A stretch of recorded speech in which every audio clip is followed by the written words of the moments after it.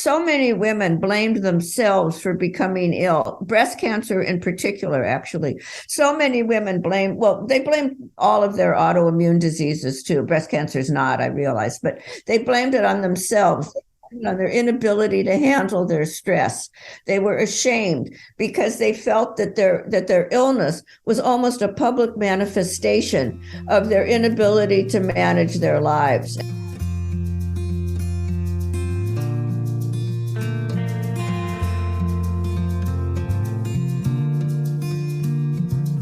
Welcome to Zestful Aging, where I speak with fascinating change makers from all over the world who inspire you to live with zest.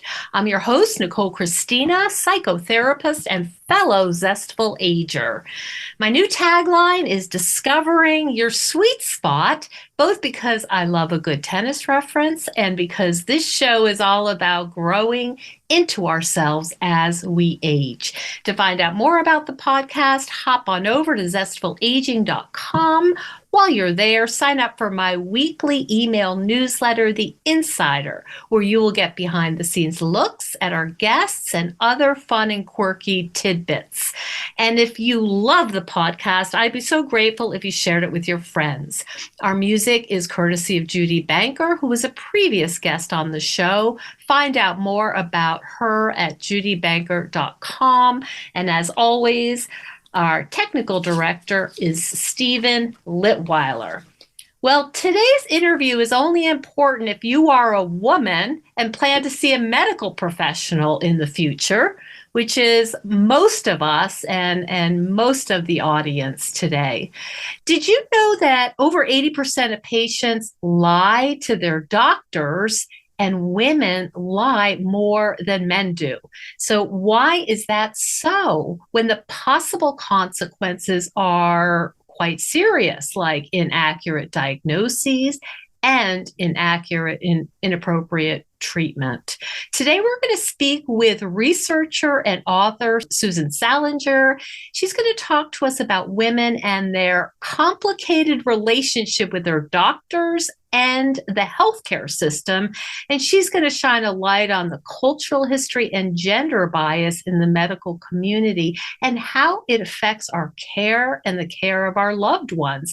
And she's going to offer us practical advice to help them recognize these biases and better navigate the patient-doctor relationship. Welcome to the show, Susan. Thank you so much for having me. I really appreciate it. I'm really interested in this because as we age, we often have more interaction with our healthcare providers, both for ourselves and often for our loved ones. So this is a super important topic. But I wanted to ask you first, what even prompted you to get interested in writing this book, your new book, Sidelined? Well, I had an unfortunate experience many years ago where I had agreed to some surgery that I didn't need. In fact, not only did I agree to it, but I insisted it be done sooner rather than later. I had changed medications and I experienced some unfortunate side effects, which was obvious to me that they were due to the new medication. The doctor vehemently disagreed, ran a bunch of tests, and wanted to do exploratory surgery. So I got frightened, of course. I was a mother with young children. I always go to the worst case scenario. So I figured he was looking for ovarian cancer. So I insisted we do it. We did do it. Nothing was wrong. I went back to the old medication and lived healthily ever after. But I was very angry and ashamed of myself, angry at myself and ashamed. So that's interesting that you say that. As a woman doing the thing we do, instead of being angry at the doctor, you were angry at yourself. Can you help me with that? But no, good catch. And I was not angry at the doctor. And even today, I'm not. He did everything in his repertoire that he thought was best. And honestly, if he'd been right, he would have saved my life. Mm-hmm. But he wasn't right. And what the mistake we both made, I should have gone for a second opinion, or even better said, why don't I try the old meds for a week or two? I mean, I wasn't going to die the next day, But he was scared. He liked me and he was scared for me. And so, no, I wasn't angry at him. Interesting. Still not. You're still not. Looking back, well, now you've done all this research, you've talked to women, you've done focus groups. What do you wish? Let me, I'm a psychotherapist, so you'll have to, what do you wish it would have been like in the office when he said we need to do some exploratory surgery? How do you wish it would have gone in terms of your ability to speak clearly? I'm older now. It would not happen today. Okay. Benefits, and advocating for myself is one of them. But I wish it had gone where it had been more of it was not really a dialogue. He was on his platform, and frankly, I was on mine. And I acquiesced because he was the professional, which is why many women acquiesce and don't get second opinions. Do you think it would have been different had it been a woman doctor? I'm thinking. I don't know if you can hear me thinking. I'm not sure. It depends. I think more. I would like to say yes, but I honestly am not sure. I think it depends on the doctor. And frankly, some of us are more rigid than others, and I don't know how gender-based that is. There was now that I'm looking back, I can see a rigidity in him. And he was, as I said, he was frightened. And that, of course, it was his job to take care of me. And those are his tools, right? I mean, if you have a hammer, everything looks like a nail. And I've had that experience as well. That's a good point. That's a very good point. But then I just put it to bed. I mean, life went on. I was raising my kids. I was working. You know how it goes. But then many years later, I retired, which lasted for about 12 seconds because I had a lot of energy. It was a really bad idea. So I went back to school and took some anthropology classes, and I ended up in medical anthropology. And for one of those classes, I did a project on women who had hysterectomies. And they too, many of them, not all, but many of them had decided to have the surgery like me, even though they weren't sure they needed it. So now I really got interested. I wanted to know how we as women make medical decisions. Was it just gynecological issues? Was that the problem? I mean, I didn't know. So I interviewed about 40 or 50 other women, found some things they did in common, behaviors they had in common, did a lot of research to see if their behavior was by any chance just unique to them or not, which it wasn't. And before I knew it, I was writing a book. Tell me about the common behaviors you have noted with women and how we interact with our healthcare professionals. Well, the first thing I noticed, and I'll just give you a brief overview, was that as women, we put ourselves last. I mean, I can talk about whichever one of these you want to. I'm just giving you like the outline. The second thing, and I think this is the most important, one of the most important things, is that as women, we hesitate to get second opinions. Men get second opinions more than we do. So that really and if I'd gotten a second opinion, I wouldn't have had my experience. And I'm going to guess, just knowing from my own work, talking to clients who are afraid to get second opinions, something about, I don't want to hurt their feelings. Exactly. Okay. Exactly. And I think, and I have to go into this because it's so near and dear to my heart, but diagnoses, and women don't realize, patients don't realize, I didn't either. A diagnosis, an accurate one, is very difficult to achieve. I mean, sometimes it's obvious. You go in with a broken arm, tell them your arm hurts. That's not, it's obvious. But a lot of times we go in and we say, we're tired, we have no appetite, we're this, and those are general symptoms. And there's roughly 20 or 30,000 diseases out there. And those general symptoms can fit many, if maybe 70% of those diseases. That's the biggest complaint people go in with, is being tired. Exactly. So for the poor doctor, it could be like looking for a needle in a haystack. So when we say we don't want to hurt the doctor's feelings, and that is what many of us think. And I think another thing that many of us think, in fact, a woman told me she didn't want to get a black mark against her. She didn't want to be known as a difficult patient because that would be on her record and travel with her throughout her medical career. So I think there's reasons we don't get second opinions. But when you realize how difficult a diagnosis is, you need to realize why you should. There's perceptual bias. If you go in with the same set of symptoms and you go to a gastroenterologist, he's going to tell you, or she's going to tell you it's from your stomach. If you go to a psychologist, they'll say it's stress, etc. So it's really good to get that extra opinion. It just sounds really important to understand also the other side of it. And this is a gross generalization, but people who go into the medical field are going in there to fix things. It feels good, right, to help people and to know what you're talking about. And for them to say, gee, I'm really not sure. That's right. A hard thing. That's human nature. Absolutely. And as women, we get a lot of autoimmune diseases, and those are very difficult to diagnose.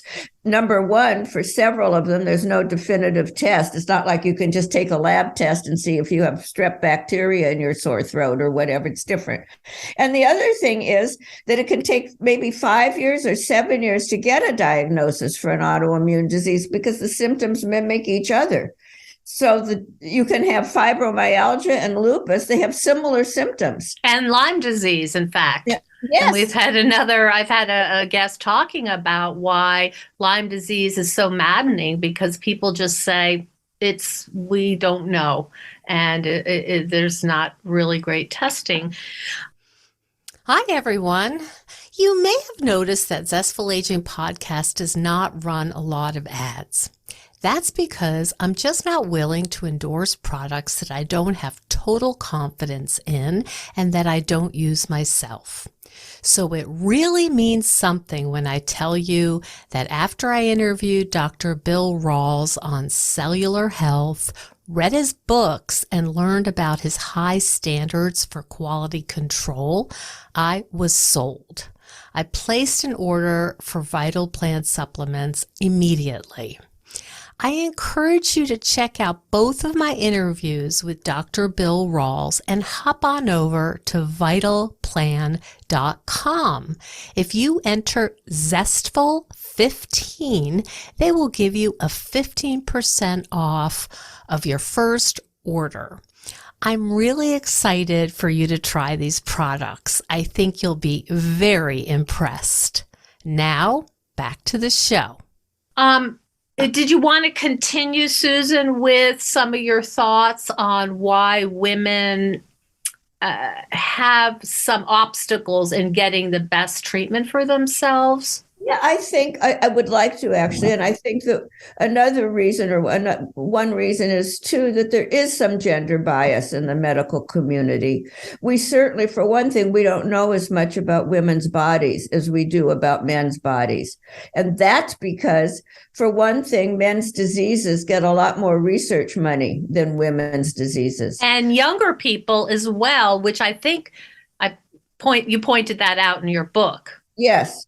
But so not only do they get less research money, but women researchers get less money than male researchers. So if you're a woman researcher researching a woman's disease, you can be at the bottom of the funding barrel, and that's not good. The other thing that happens is, for years, and it's much better now, I want to be clear about that, but women were left out of clinical trials. So even though it is better now, we're still living with that history. So that's yet another reason why both of those are all good reasons why getting an accurate diagnosis is difficult and important. You don't want to be treated for something you don't have. So you're saying that there's a lot of obstacles and a lot of perceptions that get in the way of us having a very direct and clear conversation about the symptoms. As somebody who works a lot with eating disorders, the other piece, which I'm sure you're familiar with, if you're overweight or seen as overweight, or if your BMI is high, right, they will often come out with a suggestion to lose weight, and that is supposed to help all the other medical complaints. And that's well documented. Yeah, no, you're absolutely right. My daughter actually is a therapist as well and works. She's had a couple of patients with eating disorders. They're hard to treat. Yes, they are. It's very difficult. Yeah, no, absolutely. I love that you brought in Barbara Ehrenreich. And, yes, she's kind of swimming upstream.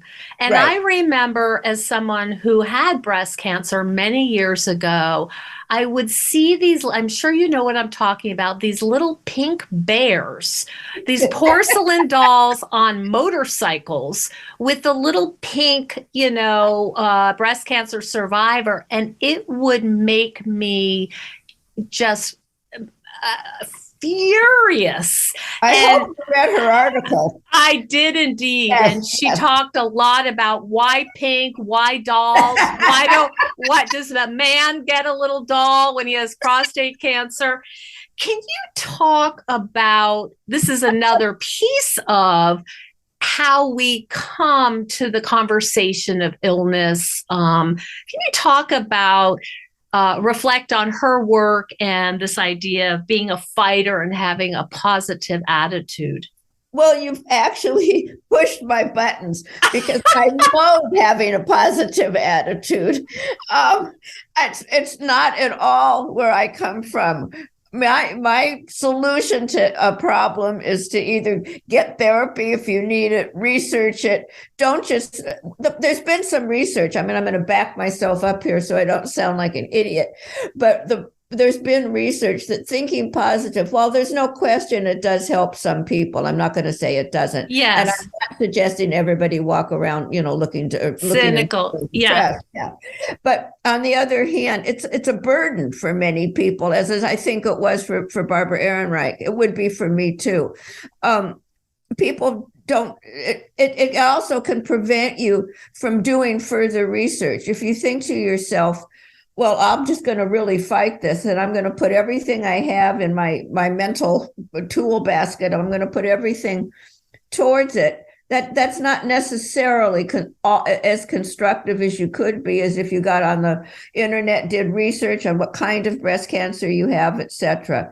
And there has been research that has backed that up, actually. You know what's interesting to me, and this is probably a long conversation we could have some other time, but it also really puts the responsibility on the individual. And so are we not talking about toxic air? Are we talking about pollution? Are we talking about, radiation or whatever? It's if you're not positive enough, then somehow you've fallen short.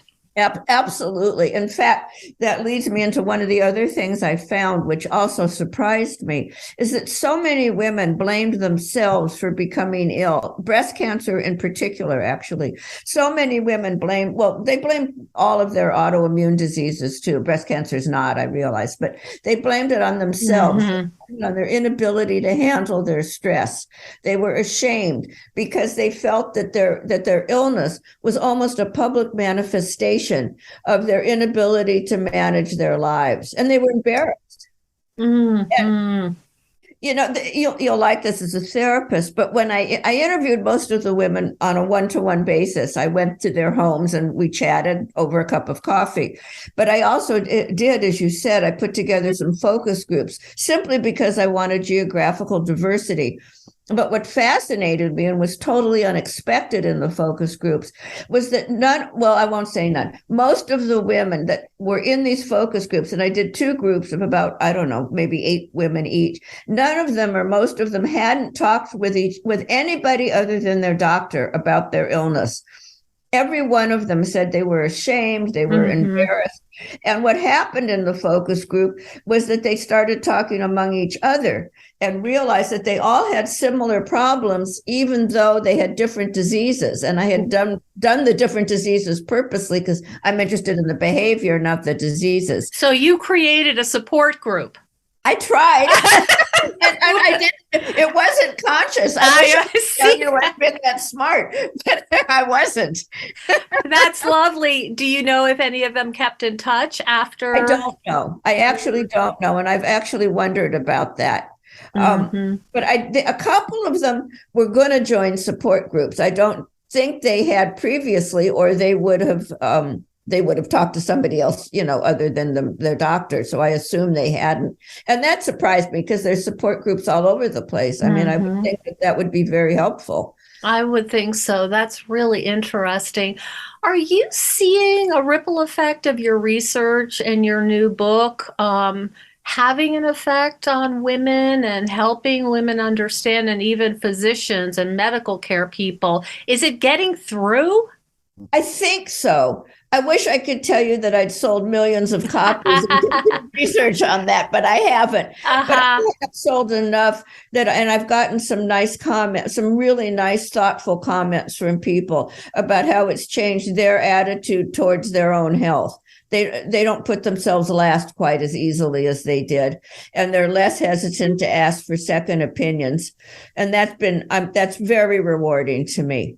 You're saving a lot of heartache, and I hope so. I hope so. So if we could get really practical for just a moment, when people in our audience go into their next doctor's appointments, what do you want them to know, and how do you want them to sort of orient themselves to their physician or healthcare worker? I'm going to answer a little more generally at first, and then I will be quite specific. Mm-hmm. But one thing we haven't yet talked about is that women's conversations with their doctors are quite different from men's. Men are succinct. They go in, here's the problem, let's get it fixed. We're probably a team. Let's work on this. Women, and I am as guilty of this as anybody, tell the whole story. They tell the context. We tell how we feel about it. When I go to my doctor, I want him to know every little thing he can possibly know so that he really gets the entire story. And all the grays, all the nuance. Oh, and I tell him how it's stressing me out because I can't do this, because I'm tired, whatever. And I think that sometimes our physical symptoms can get buried with our emotional ones. And that's partly why some doctors will give women a psychological diagnosis rather than an organic one. And I think that that's something women need to be aware of. Now, I'm not saying you shouldn't tell your doctor how you feel, because you should, but just be sure that you remember that you went in there for your physical symptoms. So don't let them get swept under the rug. And incidentally, since women do get anxiety and depression more than men do, if you get that diagnosis, it doesn't necessarily mean the doctor's blowing you off. So you have to be really careful and listen and go back to your physical symptoms if that's what you need to do. Now, the specific part. When you go to the doctor, the first thing you should do before you go is make a list.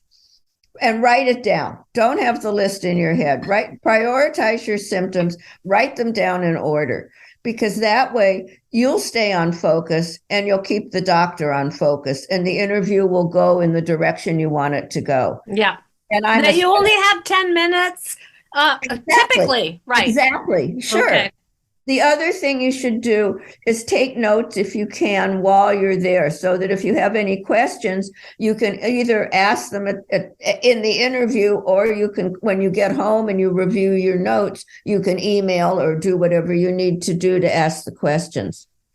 Another thing I've learned to do, and this surprised me, because about over 70 or 80% of women don't fully understand what their doctor says, and we leave the office not quite getting what we've been told. And that's partly anxiety, maybe medical jargon. It doesn't matter. Yeah. But try to repeat back what you hear the doctor say in your own words. Not only does that give you a chance to make sure that you really heard correctly, but gives the doctor a chance to confirm or deny, no, I didn't mean it that way, I meant it this way. So it gives both you and your doctor a chance to really make sure you're on the same page. Mm-hmm. And then another thing I do, you asked me to be specific. I did, and this is super helpful. Another thing I do is I always take somebody with me if I possibly can. I get so anxious, and I'm only talking about myself now. I get terribly anxious when I go to the doctor. I always think he's going to, tell me I'm terminal in one form or another. So if I take my daughter or a friend or whoever with me, 4 ears are better than 2, and my ears don't always work when they should. Mm-hmm. And then the last thing I recommend is getting the clinical name of your disease. And the reason I do that is so I have something to go home and look it up.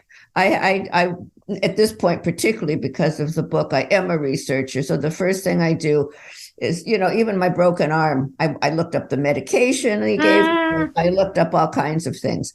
And it helps me feel more comfortable with the diagnosis and treatment.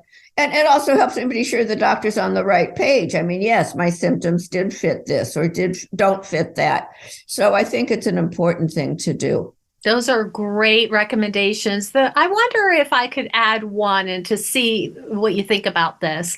To remember that we're consumers, that the doctor is working for us. Even though we may only be paying a small copay or no copay at all, they exist to help us. So the relationship is not about pleasing the doctor and being pleasant, but having the doctor do a good job for us. And I would say, in my experience, sometimes whatever you do, and even if you follow all of these clear examples, they may just not be up to the task. And there are times when you may have to say, I don't think this is working out.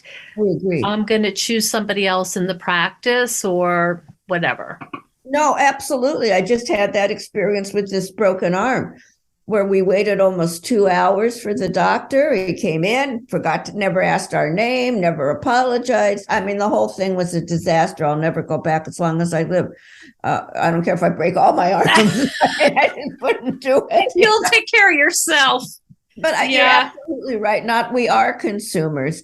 And some doctors are some people are just not as capable of relating well to others. I don't know how else to say it. I mean, there's lemons in every profession. I don't care if you're a doctor, a plumber, or a hairdresser. That's exactly right. And sometimes, they have their own agenda of keeping an emotional distance so they don't have to deal with their own overwhelm. And, we're all humans, so we all have limitations. But I would say that in my experience, if you feel like you're hitting your head against the wall and they're not hearing you and getting it and saying, but that's the protocol, and you're saying, I can't do the protocol, and there's no flexibility, then it may be time to move on. It definitely is. And that's backed up also by research. Your relationship with your doctor, depending, of course, on your disease, can be absolutely critical for your healing. If you feel your doctor likes you, if you feel your doctor understands you and listens to you, you will heal not only faster, but more easily. That's amazing. It's amazing. Our minds and bodies are really connected. Yes, they are. And we forget. I'm going to do I have time for Please, go ahead. I love this kind of stuff. But let's start with our minds and our bodies are so connected.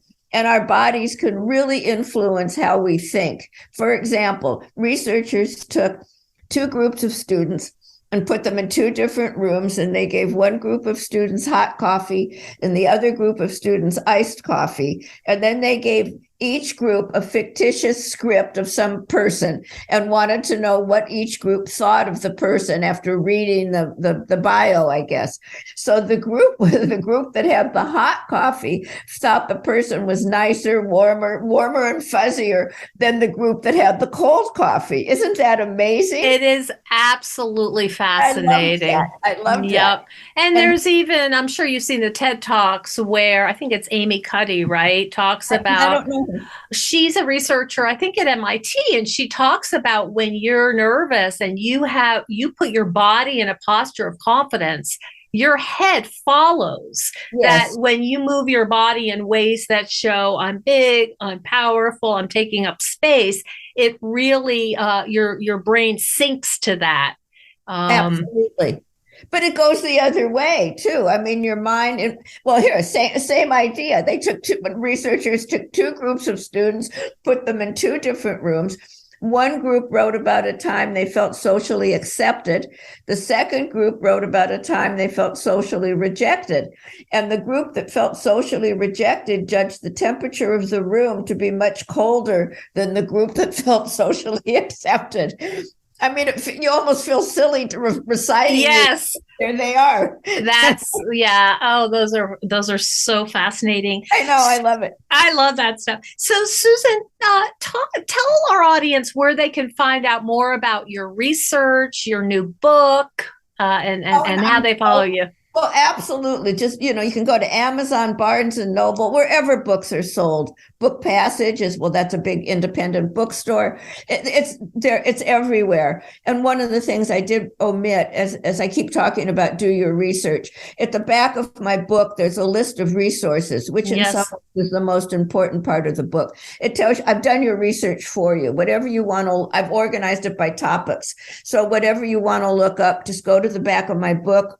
It'll tell you some websites that I either have used or heard about or whatever. Yes, there's quite comprehensive. I was looking at that.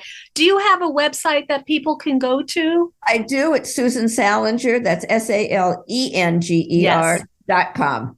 Okay, that's and you can order the book there. Perfect. Good. Well, I so appreciate you helping us through this very important obstacle to our good health and the health of our loved ones. It's very important, and I appreciate you speaking with me today. Well, thank you so much. I really enjoyed it. I love talking with you.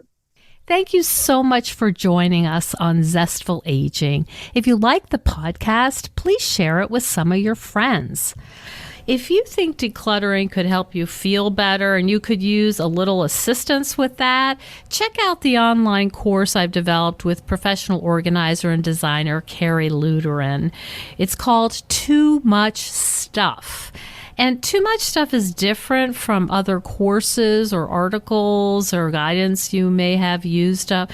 We give you clear steps to deal with the clutter and the tools to help you face the overwhelming feelings and the emotions that come up when we're going through our clutter. And a lot of those emotions are just feeling anxious or guilty or just basically flooded with a lot of different confusing feelings.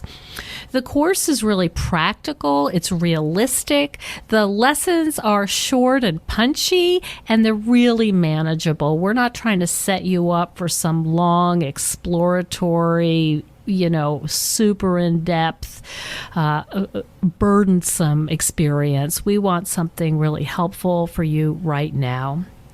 We all need help with our anxiety. So being surrounded by more calm and less chaos can really help. So now's a good time to clear out the clutter so we can focus on what's really important in our lives. So find out more at zestfulaging.com. You'll see more about this under the web courses tab. If you have any questions, just shoot me an email at zestfulaging@gmail.com. Thanks so much. And stay tuned next week for another interview with a fascinating and inspiring guest.